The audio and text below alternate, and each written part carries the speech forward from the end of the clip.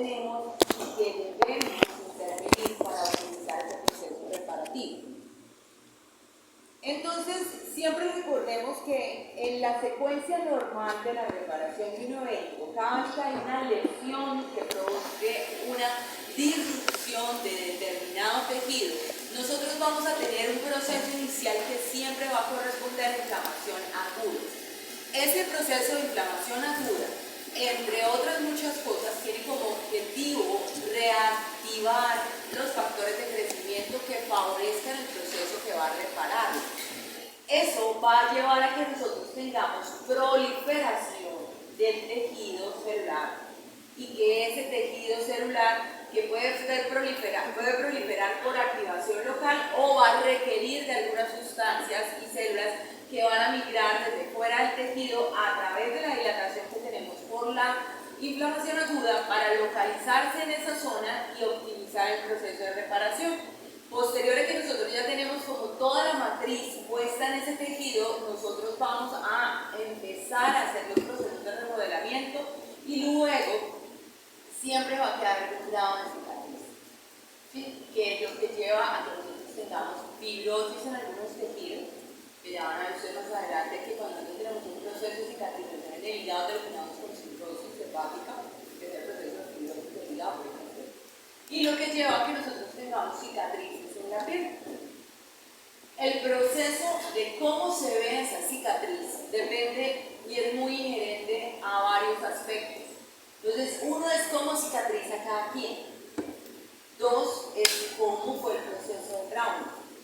Tres, a qué otra cosa, además del trauma, estuvo expuesto. O sea, si fue dos, cayó en un charco, le cayó tierra, tenía pedazos de elementos vegetales enterrados, ¿sí?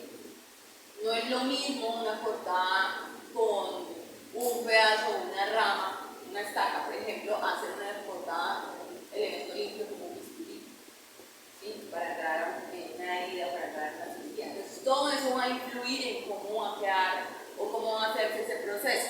Pero siempre que nosotros hablemos de un proceso reparativo, tenemos que remitirnos al mismo concepto de inflamación. Porque toda herida inicia como un proceso de inflamación agudo.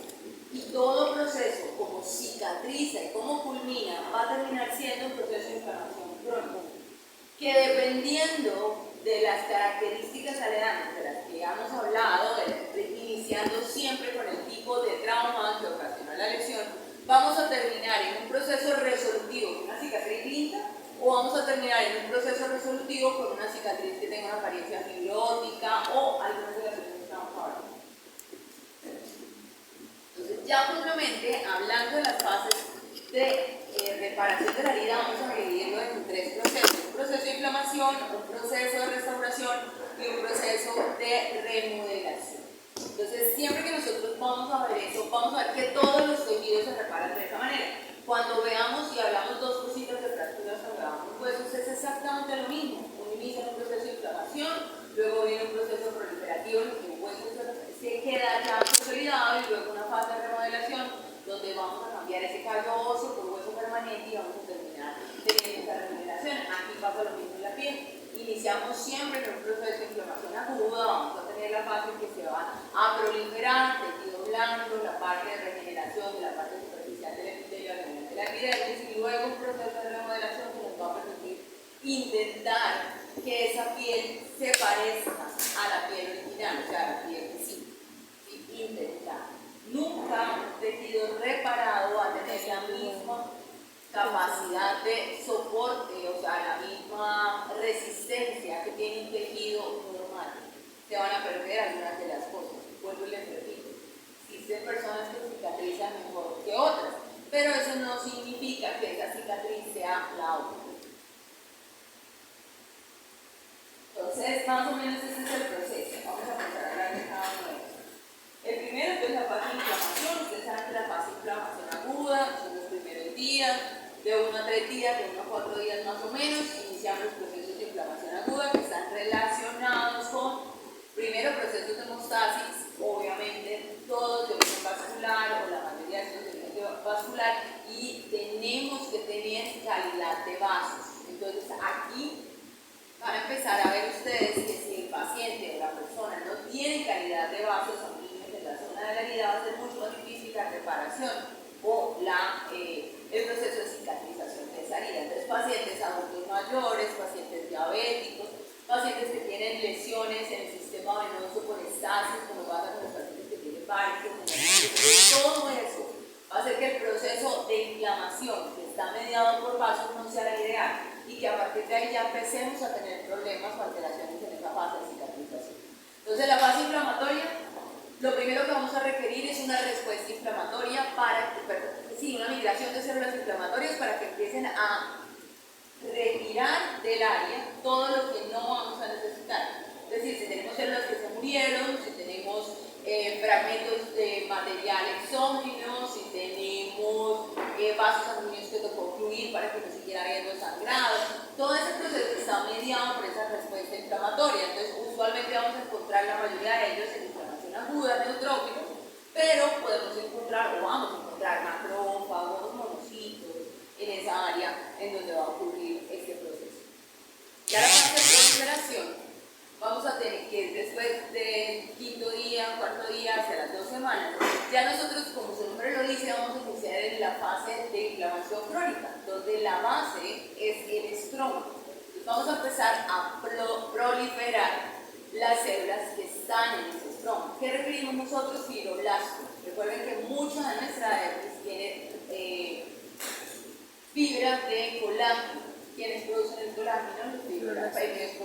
Nuestra dermis, el colágeno, los fibroblastos. Y ellos van a tener que empezar a hacer ese proceso de remodelación para intentar reparar esa fase. Entonces, nosotros tenemos una herida en la piel. Vamos a hablar solo de piel. Tenemos una herida en la piel, hay una pérdida o una alteración en la continuidad del tejido epidérmico. Esa epidermis que queda perdida va a llevar a una exposición de la dermis y dentro de esa dermis nosotros vamos a tener una activación de ese estroma térmico donde vamos a iniciar el proceso de inflamación, congestión vascular, eliminación de sustancias. ¿Qué es lo que nosotros vemos en la vida real? ¿Qué es lo que pasa por fuera? Entonces vamos a tener obviamente dolor, lesión de vasos va a haber sangrado, ¿sí? Pero ese proceso, una vez hay la homeostasia vascular, es decir, una vez se ocluyen los vasos sanguíneos y deja de sangrar, va a empezar a tener calor. Yo creo que aquí todo el mundo al menos se ha raspado una vez. Entonces todo el mundo sabe la sensación. Calor, el rubor, el área. Entonces es inflamación aguda. Dependiendo de intensidad se puede matizar, o sea, se puede hinchar, se puede ver elevada o sobrelevada el área del trauma de la lesión.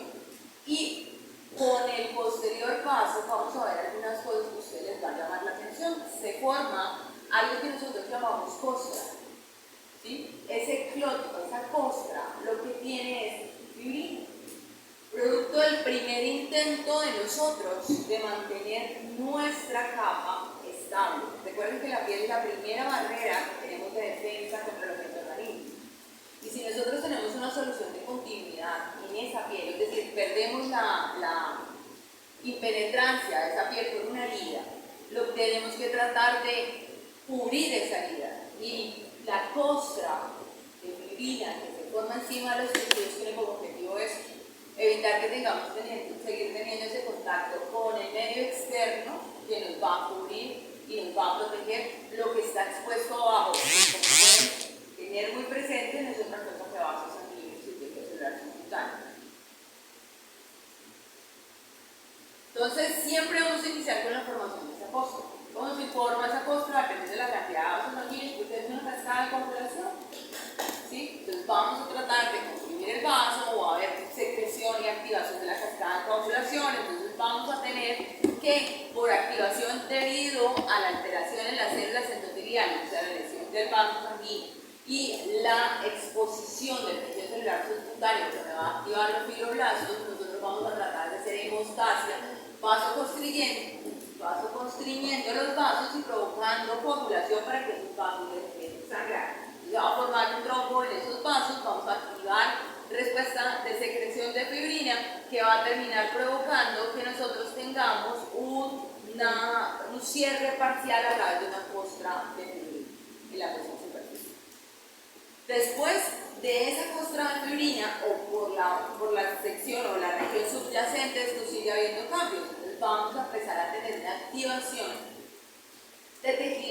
va a querer o va a tener la intención de que ese tejido prolifere. Seguramente en clase les hablaron o les denominaron el término de tejido de granulación.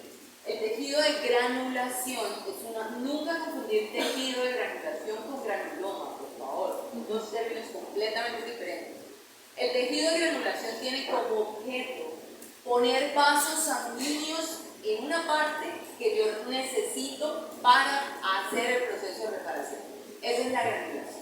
Cuando yo digo un tejido está granulando es porque tiene gran cantidad de vasos sanguíneos. Eso quiere decir que previamente tuvimos que activar una serie de citoquinas de tipo angiogénicas para que yo tenga una gran cantidad de flujo, porque cuando yo tengo mucho flujo sanguíneo voy a tener los elementos necesarios, el oxígeno, los nutrientes, las células que van a reconstruir. Ese es el objetivo del tejido de granulación. Y después de la formación de ese tejido de granulación viene la fase de remodelación, donde yo retiro el exceso de vasos que ya no requiero y trato de ordenar las fibras para que queden en el mismo sentido en el que ya están, para que yo pueda hacer el proceso. Si ustedes se fijan, la piel es más en ciertas partes, pero de manera general es un poco elástica. Eso permite que yo la pueda traccionar, la piel. ¿Sí? Eso sí, las fibras van en este sentido, pudiendo yo moverlas sin que ellas tengan esa, digamos que esa lesión. Eso depende de las fibras de colágeno que la componen. Cuando nosotros tenemos cicatrices, van a alterarse la composición de las fibras de colágeno. Se van a cambiar los números de las fibras de colágeno. Al cambiarse eso se pierde un poco la elasticidad. Por eso generalmente las cicatrices no tienen esa misma elasticidad. Vamos a ver ahorita más adelante las diferentes cosas que yo puedo ver sobre una cicatriz y los nombres médicos que reciben estas mismas. Esto es lo que les acabo de decir. Siempre se va a formar una costra prurina a partir de la lesión de los vasos sanguíneos con el objetivo de tratar de proteger o cubrir la solución de continuidad que haya en la piel, evitando que nosotros tengamos problemas.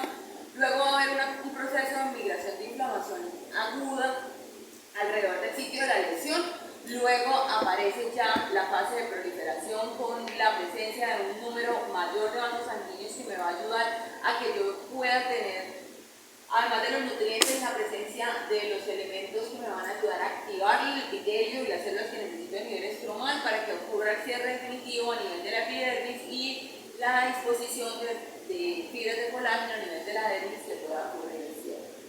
Entonces, cuando ya vamos a ver cómo ocurre el proceso directamente sobre la epidermis, es decir, directamente sobre el epitelio escamoso, nosotros tenemos que tener en cuenta que el epitelio escamoso es un epitelio que está en constante regeneración, pero como todos los epitelios requiere la integridad de su basal para poder recuperarse. Esto quiere decir que es cuando yo tengo una herida que me expuso la dermis, yo voy a tener una separación de la capa basal a nivel de la zona donde hay la herida. Y dependiendo de la localización, la herida puede tener los bordes netos, pero ser muy difícil de afrontar. Por ejemplo, la piel de la pantorrilla es imposible, imposible uno tratarla de juntar, uno casi no se la puede mover porque nosotros tenemos muy poco tejido así, acá en esa zona, tejido celular subcutáneo. En cambio, la piel de la cara interna del brazo, por ejemplo, es una piel que es mucho más elástica, ¿sí? En la espalda pasa lo mismo, hablamos de piel gruesa, pero la espalda lo que tiene es mucho tejido celular subcutáneo, o las plantas y las palmas. La capa córnea es muy gruesa, lo que hace que a veces cuando abren las heridas rara vez alcancen a ser profundas, porque la capa córnea es tan gruesa que digamos que nos protege, pero sí nos deja aberturas que son difíciles de afrontar, justamente porque como la capa córnea no tiene vitalidad, entre comillas, es muy difícil para hacer el afrontamiento porque eso no se va a regenerar, ¿sí? La lesión debería estar abajo. Entonces, esta capa basal va a ser la responsable de que el proceso replicativo vaya a terminar cubriéndome la herida. Entonces, fíjense que cuando este proceso inicia, esta fase de reparación, nosotros seguimos teniendo esa costra. Y esa costra de manera posterior va a ir siendo desplazada paulatinamente hasta que se cubre completamente por el epitelio y luego nosotros vamos a tener una fase de remodelamiento donde esto va a quedar, digamos que cubierto. Esto está mediado por factores de crecimiento epitelial que van a llegar a la zona producto de la respuesta de la inflamación. inflamación que va a ocurrir en el área. Entonces, una vez que nosotros entramos y salimos de esa fase de formar la costra, de la inflamación aguda, de reclutar todas las células inflamatorias para que me recojan el desorden que está en el área producto del trauma, vamos a tener nosotros la tercera fase ya una vez que este proceso ocurrió, y es la fase de remodelación. La mayoría de los problemas que nosotros tenemos en fase de cicatrización van a estar relacionados con esa fase de remodelación, es decir, no es frecuente que nosotros tengamos alteraciones en la generación de la respuesta inflamatoria o en el proceso de la regeneración del epitelio dentro de procesos normales. Obviamente ya son heridas abusivas, que son heridas que no se puede poder cubrir porque el tamaño de la separación es muy grande. Entonces hay que tener en cuenta algunas de esas características. La tercera fase, que es lo último, que la fase de remodelación o maduración de la cicatriz, va desde el día 14 hasta que ocurre el proceso final.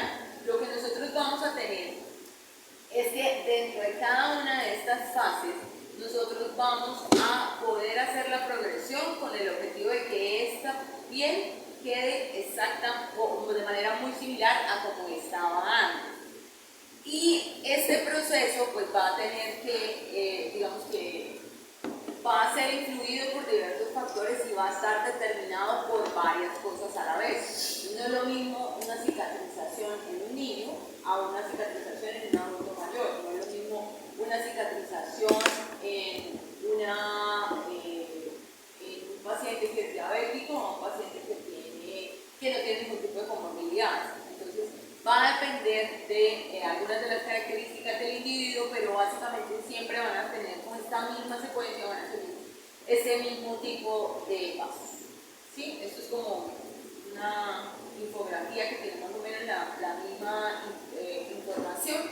Nosotros como personal salud intervenimos sobre esas fases de cicatrización cutánea a través de apoyar los distintos cierres que vamos a hacer. Entonces vamos a ver cómo se denominan estos cierres y qué características van a tener. Entonces, cuando nosotros hablamos de cierre por primera intención, son heridas en las que nosotros apoyamos activamente de ese proceso de cicatrización, ayudándole a la herida a través de sutura o afrontamiento.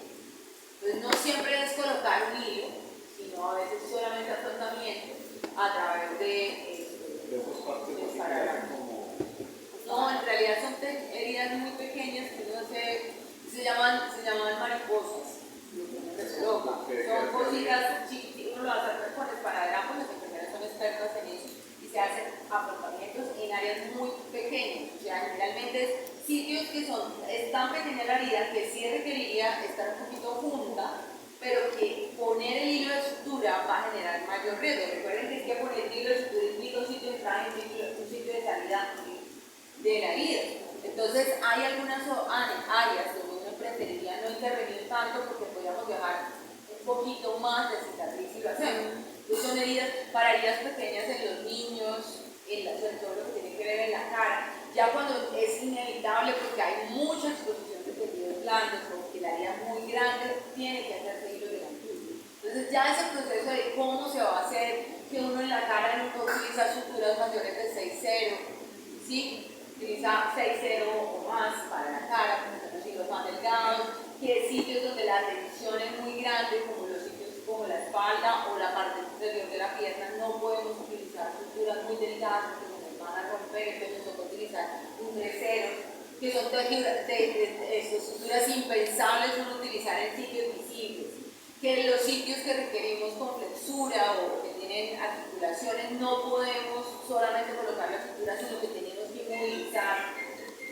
la articulación, y que la articulación se moviliza una por arriba y una por abajo para evitar el trauma. Entonces, este tipo de cosas lo van a aprender a manejar cuando vean cirugía. Ustedes ven cirugía, les dan de suturas, ven cirugía plástica, les explican algunas de las condiciones.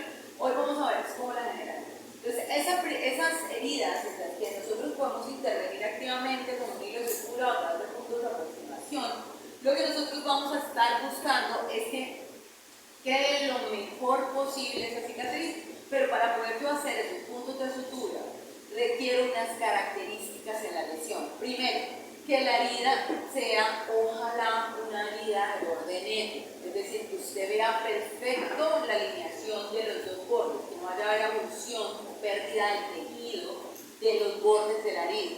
Que usted pueda aproximar esa herida sin ningún problema. Usted la afronta con los dedos y perfectamente se afronta. Es más, si usted la pone un poquito más, la puede solapar, porque eso le va a decir que usted tranquilamente con la sutura no está ejerciendo una presión mayor.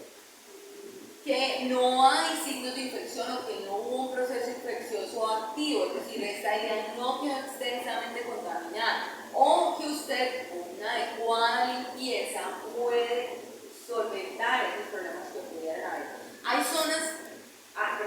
tipos de heridas y contaminaciones que usted definitivamente no, así limpie exhaustivamente, va a ser muy difícil que eso quede limpio. Las heridas en pantanos son zonas espesas con exposición de tejido. Nosotros tenemos muchos pantanos acá, pero todas esas, por la cantidad de exposición a los hongos, es muy difícil que esas zonas queden exactamente cubiertas. Pero, por ejemplo, una herida que se cortó con un vidrio, ¿sí? Y que se le regaló un vaso, o sea, esas heridas que son de borde negro, no las puede aproximar. Si iba en un carro y se accidentó y se pegó contra el parabrisas, no sé.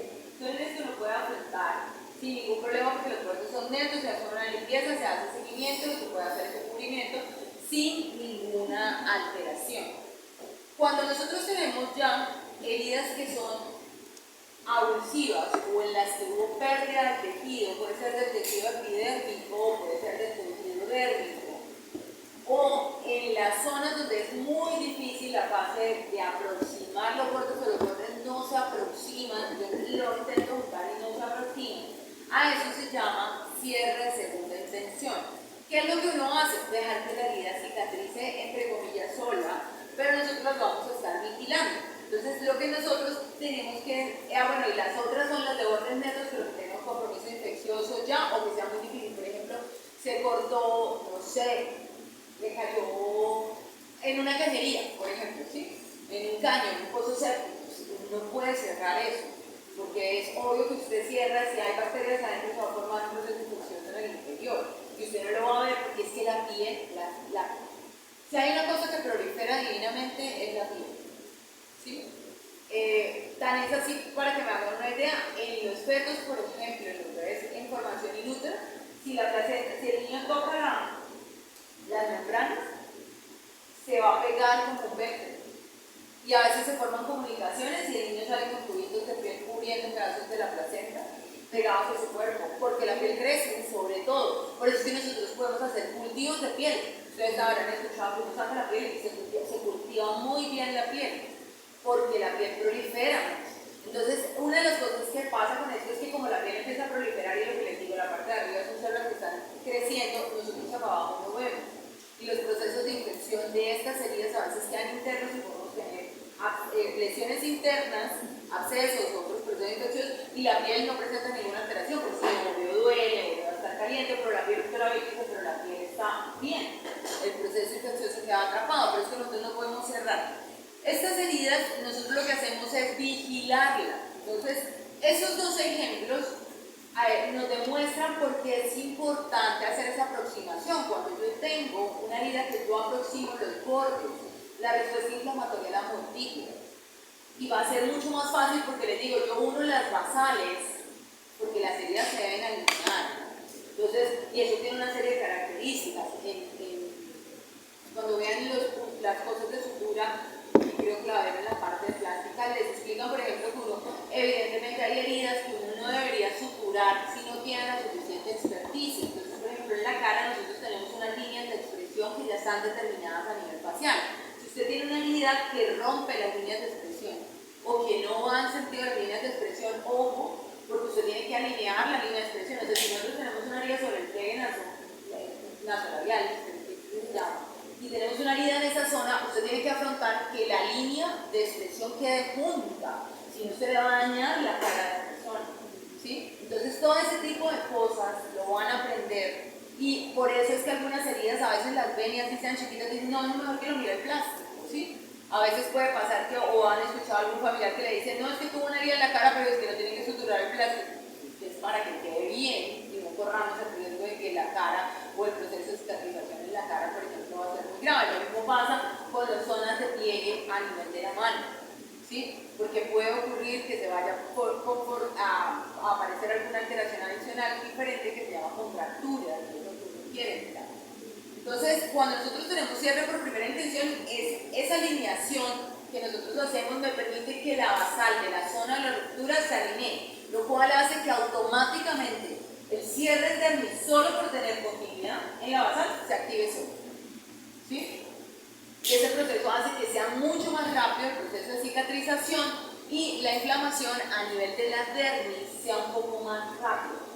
Entonces, por eso es que nosotros revisamos los hilos de sutura. Tan buena es el proceso que se acuerdan que yo les había dicho que en la fase de inflamación dura de 1 a 4 días, que luego iniciamos el proceso de proliferación que va del día 4 al día 14 y que después del día 14 empezamos toda la fase de remodelación. Por eso es que cuando yo aproximo con hilo de suturas amortiguo tanto que yo en la piel, en la cara, puedo retirar puntos y debo retirar puntos a los 5 días y el resto a los 8 días.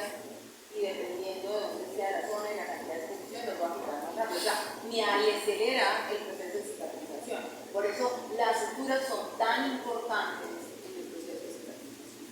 Me acelera notoriamente el proceso al aproximarme los bordes. Si yo no tengo los bordes aproximados, la respuesta inflamatoria va a ser mayor, porque yo voy a requerir mayor cantidad de tejido de granulación para que haya mayor cantidad de sustancias, lleguen mucho más respuesta inflamatoria, lleguen más fibroblastos. Y si yo tengo un montón de fibroblastos en el área voy a generar mucha más fibrosis. Si yo genero fibrosis, pues la cicatriz va a ser muy fea. Entonces, esa segunda intención, esto es un poco más complicado. Por eso nosotros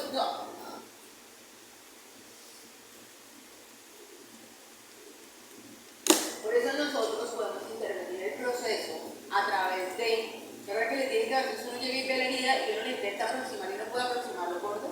Entonces la dejamos en segunda intención, pero después de unos días que a veces van, dependiendo del sitio, de la herida, de la causa, uno puede hacer que el paciente vaya todos los días a curación o que vaya después de cierto tiempo para poder ir vigilando cómo va esa herida. Entonces, después de cierto tiempo de estar vigilando yo esa herida, yo puedo ver que yo ya la puedo aproximar. O sea, ya estaba haciendo segunda intención esa herida. Y yo veo un día que yo la puedo aproximar. En ese momento en que yo vea que yo puedo hacer eso, la suturo o la intervengo. Eso se llama tercera intención. Cuando yo, una segunda intención, ahora la suturo o ahora le hago el procedimiento. ¿Sí? Eso es una tercera intención. La puedo aproximar solamente con punto, con esparadrapo. O la puedo aproximar con grapas o con hilos de sutura. ¿Qué formas de cerrar aquí hay varias? Entonces están esos procesos. Las grapas ahorita me dan para hablar con mucha maravilla. Pero los grapas aguantan la tensión. Y es que los hilos, de todas formas, son material no reabsorbible. Nosotros utilizamos solo material o suturas reabsorbibles para ciertas cosas. Las mucosas, por ejemplo, se utilizan la fibra reabsorbible, de la que se desaparece después de cierto tiempo.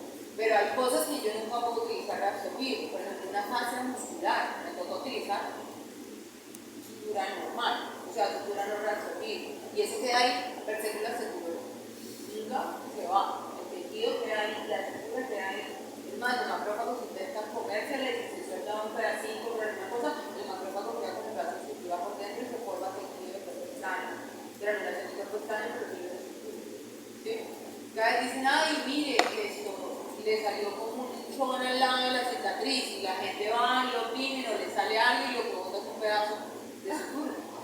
Porque se forma tejido de granulación alrededor del tejido. Entonces, esta es la segunda intención.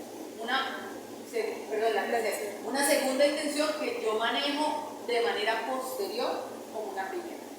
¿Sí? Entonces, dos más.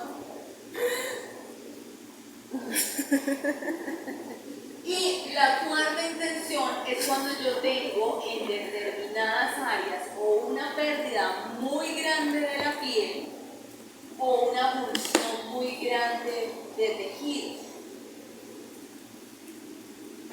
En ese proceso o en esas áreas en las que es imposible hacer aproximación o que la aproximación tenía solo como objetivo cubrir el músculo o el tejido debajo, porque a veces pasa cuando yo tengo abulsiones, por ejemplo en heridas traumáticas abusivas, no sé, una mordedura de perro,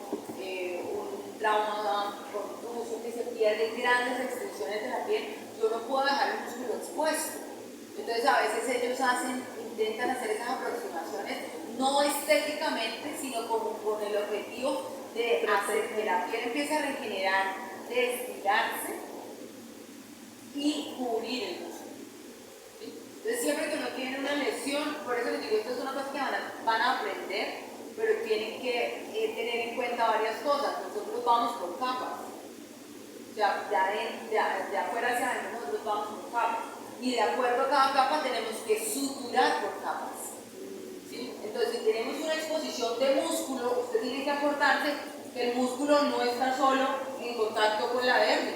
El músculo encima tiene una fascia. Entonces, le toca buscar la fascia, suturar la fascia. Y luego de suturar la fascia, sí pasa a suturar la piel. Si usted no sutura la fascia, ese paciente después va a tener una herniación del músculo por esa zona. Y le sale esta tetica aquí en la herida. Eso es que cicatrizó mal. Sí, el músculo que le hernió, que no le cubrieron el punto unitado fruto de la fascia. Usted no puede ver la fibra del músculo. Todos los músculos están cubiertos siempre por esa fascia. Si usted no la sutura, eso se va a herniar por ahí. Porque la piel es más blanda, la piel de la herida, digamos que es más adelgazada. Entonces, cuando yo tengo procesos que son muy grandes, por ejemplo que se pierda un pedazo de la piel sobre la pantorrilla, que es uno de los sitios que usualmente uno tiene mucho problema, porque en esta zona, al ser tan expuesto, como les encanta manejar en pantaloneta las cosas, y en chanclas, yo nunca entendía eso. Yo cuando trabajaba en unidad de trauma con médico general, y yo les miraba, yo decía, ¿cómo se montan en las motos? Yo sufrí un accidente de tránsito en moto. No me pasó mayor cosa, pero yo siempre iba zapatos cerrados, pantalón y un mínimo porque abuso porque a mí me da mucha barrera viento y frío. Pero yo decía, ¿cómo se montan en chanclas? Usted no me la cantidad de pacientes que la chancla se les enredaba en la cadena en el momento del accidente. Es decir, no manejando, porque obviamente el que va manejando pues, tiene como la idea de dónde están las cosas. Pero se metían esas chanclas de esos pies con esas heridas abusivas, esas pantalonetas con esas heridas, o sea, si tienen moto, venga, ¿cómo? Yo creo que la moto bien, yo nunca, no, o sea, pero por favor protéjanse porque eso después es un lío. Acuérdense que la carrocería de la moto es o sea, el carro no tiene cobertura y uno es el que se estrella contra todo. Aquí estas heridas, lo que tenemos que ver es que es imposible hacer ese cubrimiento. Entonces, ¿qué es un injerto? Es tomar una porción de piel que puede ser de un cultivo del mismo paciente, un retiro de piel del mismo paciente y lo vamos a poner ahí. La cuarta intención, además de usualmente los injertos, pueden ser también colgados. ¿Sí? Es tomar de una piel cercana, de un área cercana, y eso es cuando falta, por ejemplo, músculo. Yo lo que hago es hacer rotaciones y me quedan como aledaños. Es decir, tomo un pedazo de piel con tejido celular subcutáneo con la irrigación de una zona y la bajo a otra. Entonces, por ejemplo, tomo piel de la espalda y la bajo al glúteo. ¿Sí? Dentro del mismo proceso. Entonces, se puede bajar por dentro del tejido celular subcutáneo para dejar la misma irrigación, o sea, no la separo, es un colgamo. La diferencia entre el colgamo y el injerto es que en el injerto yo sí separo la piel y la pongo en el otro lado porque se irrigue ahí. En el colgamo no, en el colgamo la circulación sigue proveniendo del mismo sitio. Y van a ver esas diferencias entre los colgamos de gran tamaño, que es una zetaplastia, que es esto, eso lo van a ver en medicina, perdón, en cirugía plástica. Y entonces es solamente como por darles el ejemplo que nosotros retiramos de otro lado, usualmente ellos colocan balones en la parte posterior del muslo y la del glúteo, para que por medio de balones de expansión vaya creciendo, haya un exceso de piel y de ahí poder retirar. Entonces lo que hacemos es aumentar como el área para poder hacer los colgamos a partir de esa zona, para que yo después, en la zona en la que retiré para pasarla a la otra, lo que hago es aproximar. ¿Sí? Hago aproximación ahí, se hago primera intención en esa zona y en el otro es colgamos, entonces se va a separar, es abusivo. O lo que hacen es cultivo, retiran un pedacito de la piel de ese paciente y lo ponen a crecer sobre cierto material y luego esa piel la sacan y la pegan. Eso puede pegar, pero puede que no pegue. Puede que pegue un pedazo, que no pegue otro pedazo. Ustedes han visto como cuando ponen el pasto en los parques, que llevan esos cuadraditos de pasto, exactamente lo mismo hacen. Ellos hacen la piel, pero la piel aquí no es cuadrada, sino tiene una vuelta. O sea, la piel es que, yo no creo que le dicen a eso, o sea, levantan y eso tiene sus huecos sin piel, o sea, es una piel como o sea, es una lámina súper delgada y lo que tiene son unos huecos, unos espacios para que la piel en el espacio regenere. Lo que nosotros hacemos es dejar que el tejido granule, el tejido en el que vamos a poner, o sea, a esta aquí le quitaron esto, le quitaron el tumor y le quedó el hueco. Entonces, uno inicia una fase de cuidar la herida para que el tejido de granulación pegue. El tejido de granulación es como queda como una fresa cuando uno levanta la dermis, queda como una fresa y uno la ve sangrante. Entonces, cuando uno la ve tan sangrante, retira el líquido, está granulando. Ese es el punto exacto en el que yo pego el pegado. Coloco el injerto, perdón. Coloco el injerto. Y ese injerto pega como el pasto en los parques. Ustedes van a haber visto que cuando usted está mirando el pasto, a veces pega un cuadrado y el otro no. Y un cuadrado que amarillo empieza a secarse y se cae y el de al lado pegó perfecto. Aquí pasa lo mismo en la piel. Entonces ellos dejan esos huecos para que la piel empiece a proliferar y queda bien, usualmente queda muy bien, porque el injerto proviene de piel de uno mismo. Entonces es muy poco probable que vaya a haber algún tipo de reacción. Si no pega, pues no pegó, pero no va a haber una reacción inflamatoria con la piel del PC. Malla, malla. Claro. ¿Preguntas?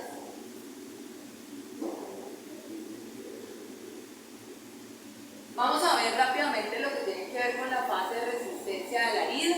Lo que nosotros vamos a hacer es que la piel nunca va a ser la misma, o sea, la resistencia nunca va a ser igual, no vamos a tener la misma capacidad en esa piel y la piel siempre va a tender a ser un poco más débil. Nosotros más o menos sabemos que sobre el tercer mes de un proceso de cicatrización, evidentemente no estoy hablando de una herida chiquitica, no estamos hablando de heridas mucho más grandes, una herida pequeña que no tiene tensión, en cambio, recuerden que todo lo que vaya contra líneas es malo.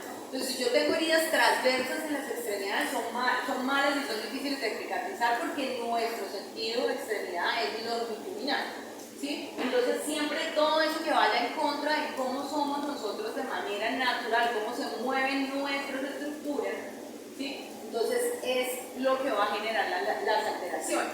Entonces, cuando nosotros tenemos este proceso de remodelación, vamos a tener una serie de factores que me van a hacer que yo haga más o menos depósito de este material. Entonces, los factores influyentes, como les mencionaba hace un momento, pues la edad, obviamente un paciente desnutrido cicatriza mucho menos, pero un paciente obeso también tiene problemas porque la gran cantidad de tejido celular subcutáneo grasa es avascular. Y si yo no tengo vasos sobre el tejido celular subcutáneo, voy a ser mucho menos probable, me va a llegar menos respuesta, mayor posibilidad de que haga menos tejido de granulación, de que granule el tejido para que haga yo ese cierre. Y tercero, mayor posibilidad que la herida yo no la pueda afrontar, porque el tejido celular subcutáneo me lo va a impedir que yo pueda afrontar. Por el exceso de grasa puede generar mayor respuesta en edema, haciendo que los bordes estén más lejos. O se sale la grasa. Entonces, a veces cuando uno está suturando, le toca a uno ir empujando el tejido celular subcutáneo porque la grasa tiene esa tendencia como a salirse y a romperse, como que se pierde la integridad. Entonces, a uno le toca a veces empujar la grasa entre el tejido para que se quede el tejido celular subcutáneo y no sobresalga por la posibilidad de alteraciones. Las mujeres cicatrizamos un poco menos bien que los hombres, sobre todo en las fases del ciclo entre el día 12 y el día 28, es decir, cuando estamos buscando progestacional, porque nuestra respuesta inmunitaria está un poco atenuada durante ese proceso, entonces genera algunas alteraciones. Entonces, las fases de reparación, o lo que vamos a tener nosotros, o entender como reparación anormal, va a estar relacionado con factores que me van a alterar esa síntesis y secreción de citoquinas y que va a llevar que yo tenga una cicatriz que no va a tener las características que debería tener. Entonces, las primeras cosas de reparación anormal va a ser cuando tenemos una cicatriz que no se forma adecuadamente. La formación inadecuada de la cicatriz va a llevar a tres procesos: dehiscencia, ulceración o quiste. Dehiscencia es cuando tengo una herida que supuestamente está cerrada y se abre.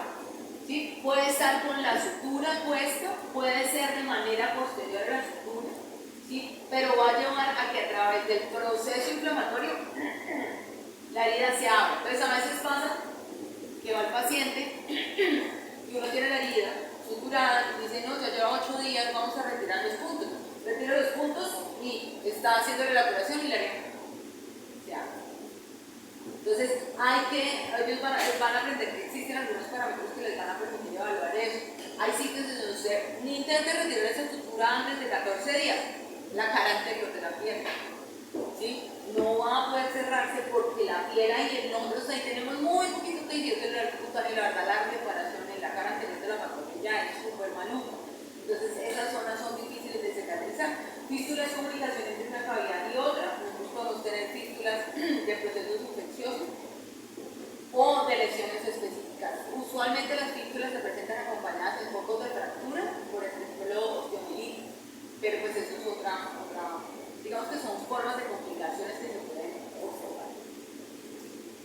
Ya la segunda forma de reparación de herida es la que nosotros tenemos exceso en la producción de los componentes. Entonces ahí vamos a tener dos tipos, una cicatriz hipertrófica y un queloide.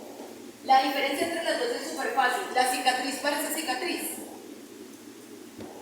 Sobrepasa los límites, pero sigue pareciéndose a la cicatriz del original. En cambio, el queloide se sale de lo que era la cicatriz y no se va a parecer a la lesión original. Entonces, básicamente lo que nosotros tenemos en una cicatriz hipertrófica es esto. Es una cicatriz que se sobreleva. ¿Sí? Pero en el queloide lo que nosotros vamos a ver es que no, es la cicatriz hipertrófica, el queloide no va a respetar los límites y se va a alterar todo el proceso. Entonces puede ser una herida muy puntual en el queloide y lo vamos a ver que pues, va a estar completamente deformada. La cicatriz hipertrófica lo que nosotros vamos es a sobrelevarlo solamente. Pero sigue pareciendo, a mí me gusta mucho este ejemplo porque efectivamente parece la cicatriz. Y si se fijan lo que yo les dije, que quedan marcados los hilos de sutura. Entonces por eso que se ve, no es lo mismo, si la cicatriz está plana, se aplana sobre el nivel de la epidermis, es una cicatriz normal. Pero si ella se eleva, es una cicatriz hipertrófica. Cuando ya perdemos los bordes, es un queloide. ¿Sí? Ahí nosotros no sabemos cómo fue la herida original, es imposible saber cómo es la herida original, es un queloide. ¿Sí? Entonces el queloide significa, o viene del peritrigo griego chele, que significa tenaza de cangrejo, y el sufijo que significa con. Es como la idea.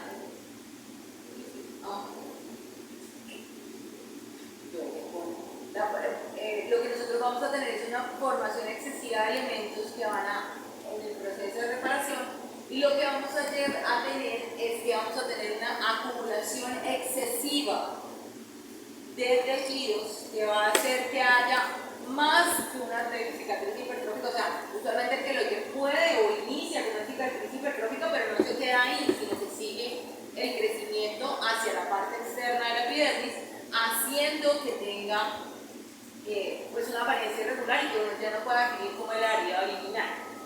Esto es como porque sepan ustedes que hemos tenido queloides desde que haya cicatrización a alguna persona va a ser queloide.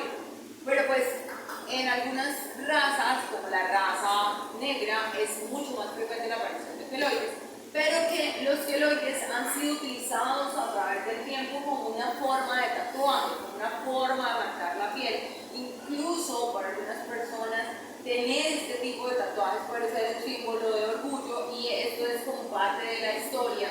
No entra en pregunta, pero es lo que me gusta mostrarles, porque ellos utilizan este tipo de tatuajes queloides. En la actualidad no siempre la descalificación termina en queloide, porque para nosotros poder tener cuando hay queloide, usualmente está relacionado a lesiones específicas, es decir, es una herida que fue avulsiva, pero que además se contaminó con algo más. Ellos, para hacer ese tipo de tatuajes, hacen las heridas y les colocan ceniza para que quede queloide, se sobreleve en las culturas africanas. Entonces, ellos hacen ese tipo de lesiones. Nosotros tenemos sitios donde es muy frecuente, o donde es más frecuente ver la presencia de queloides. Entonces, ellos hablan de la parte superior del cuerpo y la parte superior de la espalda, en esta zona donde es mucho más susceptible a hacer procesos de queloides, pero siempre una herida que es muy traumatizada genera ese tipo de alteración. Entonces, y una persona que hace queloide una vez, lo más seguro es que haga queloide otra vez, o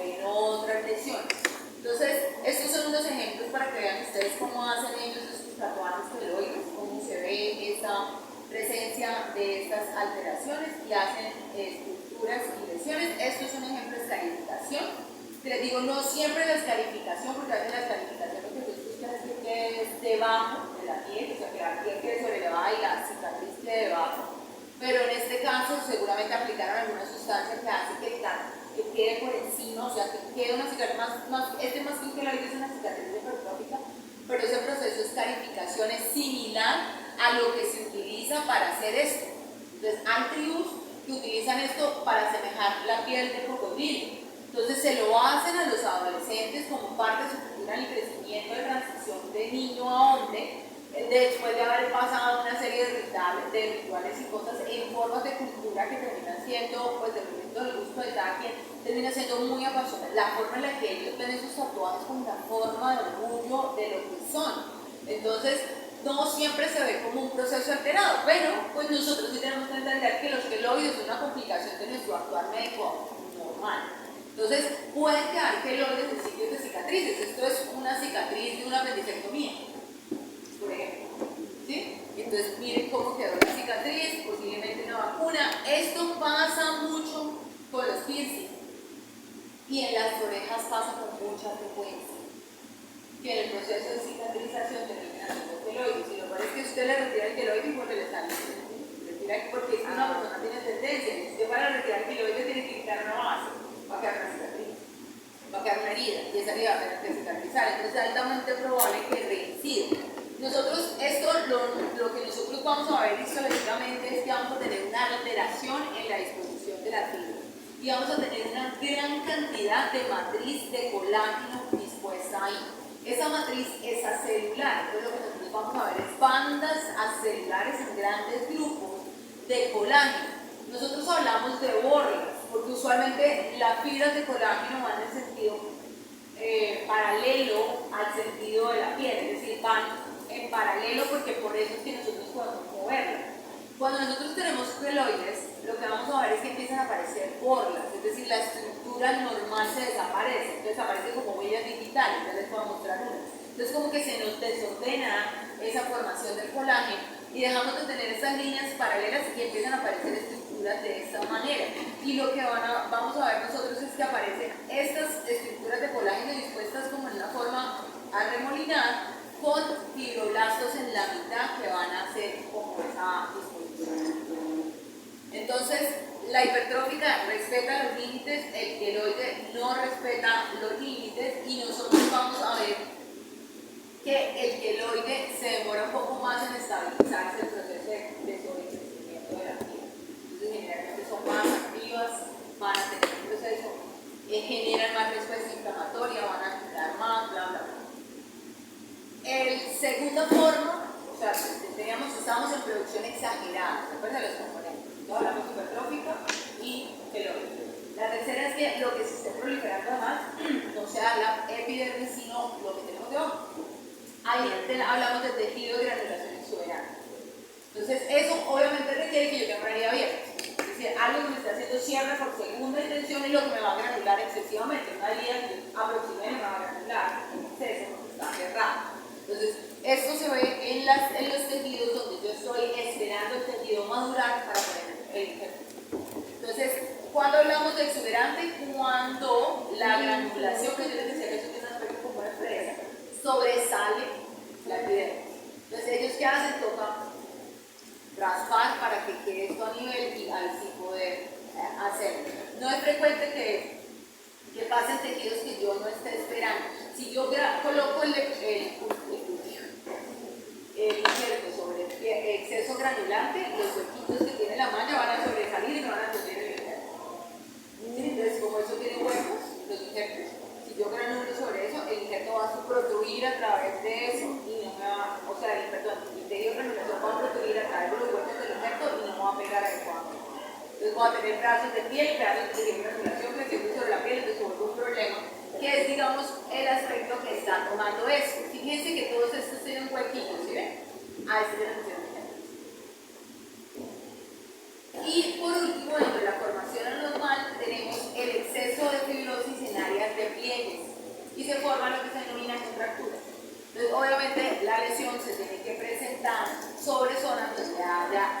los pliegues. Usualmente lo que vamos a tener es, o lo que se va a presentar, se presenta mucho cuando nosotros tenemos alteraciones en esa formación, las quemaduras. Y todo lo que tiene que ver las zonas de tracción evidente con pérdida o evolución de tejido, lo que son las manos, las plantas, los codos, las rodillas, todo lo que sea sitio de ejecución permanente puede generar una contractura. Entonces, por eso es que les decía yo, cuando tengo una lesión, por ejemplo en las manos, requiero que inmovilicemos, porque si yo llego a cicatrizar de esta manera, el dedo va a quedar de esta manera. Usualmente estos pacientes requieren fisioterapia posterior, a veces requieren expansión de la piel para que pueda recuperar la movilidad. Con las quemaduras básicas. ¿Listo? Muchachos, muchas gracias. Gracias, profe.